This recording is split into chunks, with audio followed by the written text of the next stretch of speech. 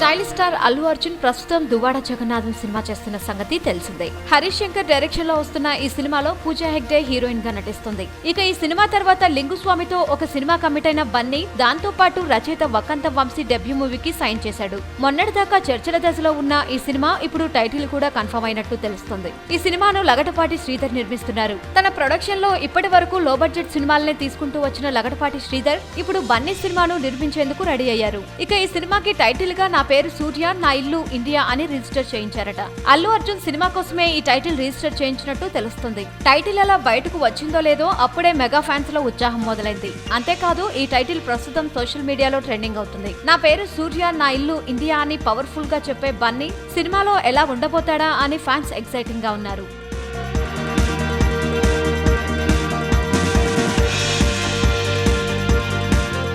Writer గా super success అయిన వకంతం వంశీ బన్నీ కోసం ప్రత్యేకంగా ఏర్పాటు చేసిన ఈ కథ ఖచ్చితంగా సూపర్ సక్సెస్ అవుతుందని అంటున్నారు. మరిక సినిమా ఎప్పుడు సెట్స్ మీదకు వెళ్తుందో, ఎప్పుడు రిలీజ్ అవుతుందో చూడాలి.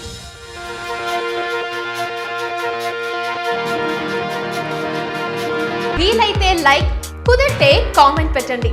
ఇలాంటి ఇంట్రెస్టింగ్ బ్రేకింగ్ బిగ్ న్యూస్ మాకు తెలిసిన వెంటనే మీకు తెలియజేస్తాం.